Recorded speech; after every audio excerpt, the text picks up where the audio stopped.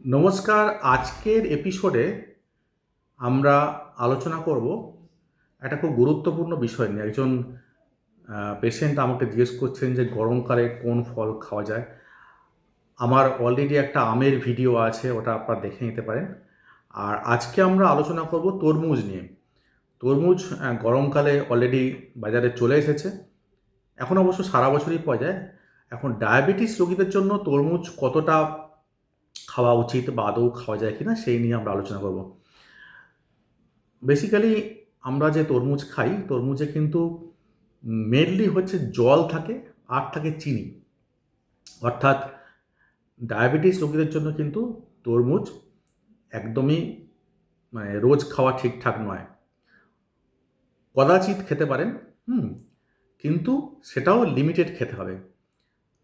তার কারণটা হচ্ছে যেটা বলছিলাম, যে তরমুজে শুধু চিনি আর জল থাকে মেনলি।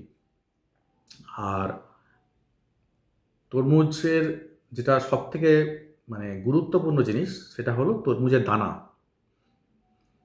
তরমুজের দানায় ক্রোমিয়াম থাকে, ম্যাগনেসিয়াম থাকে, প্রোটিন থাকে, আরও খনিজ পদার্থ থাকে। তো যদি তরমুজ খান তাহলে কিন্তু দানা সমেত খাবেন। তরমুজের দানা কিন্তু খেতে খুব একটা খারাপ নয়, তেতো বা এই জাতীয় নয়। তরমুজের আসল গুণ থাকে কিন্তু তরমুজের দানায়, যেটা আমরা ফেলে দিই। এবং এতে যে ম্যাগনেসিয়াম থাকে সেটা আমাদের হাড় শক্ত করে, আয়রন থাকে এবং অন্যান্য খনিজ পদার্থ থাকে, যেটা আমাদের ইমিউনিটিকে বুস্ট করে। অর্থাৎ আমাদের বিভিন্ন জীবাণুর সংক্রমণ হাত থেকে বাঁচতে সাহায্য করে। অনেকে যারা লাউ খেয়েছেন তারা জানেন যে লাউয়ের যে খোসা আছে, খোসাটা কিন্তু ফেলে না দিয়ে তরকারি বানিয়ে খাওয়া যায়। একইভাবে তরমুজের যে খোসাটা আমরা ফেলে দিই, সেটাও কিন্তু তরকারি বানিয়ে খাওয়া যায় এবং এটাতে কিন্তু অনেক ফাইবার থাকে। তাহলে কি হলো, যে ডায়াবেটিস রোগীদের ক্ষেত্রে কিন্তু তরমুজ একদমই ভালো খাবার নয়, ভালো ফল নয় আর কি। যথাসম্ভব এড়িয়ে চলাই ভালো। যদি একান্তই তরমুজ খেতে হয় তাহলে অল্প খাবেন। ধরুন কাটা তরমুজের 4-5 টুকরো, হয়তো ছোটো কাপের 1 কাপ মতো হবে। কখনোই রস বানিয়ে খাবেন না। আর যখনই খাবেন দানা সমেত খেয়ে নেবেন। আর যদি পারেন তাহলে তরমুজের খোসা তরকারি বানিয়ে খেতে পারেন। আর তরমুজ যখন ফল হিসেবে খাচ্ছেন, শুধু তরমুজ খাবেন না, অনেকগুলো ফল মিশিয়ে খাবেন।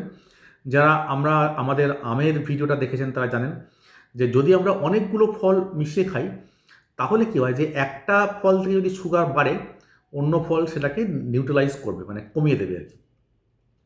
তো ধরুন আপনি এখন অল্প তরমুজ নিলেন, তার সঙ্গে একটু অনেকটা শশা নিলেন, পেয়ারা নিলেন, যেগুলো ডায়াবেটিসে খাওয়া যায়, 2-3 পিস মুসুম্বি লেবু নিলেন, হ্যাঁ, বা ধরুন শাকালু নিলেন, এরকম অনেক ফল আর কি নিয়ে তার মধ্যে অল্প তরমুজ খেলে ক্ষতি কিছু নেই।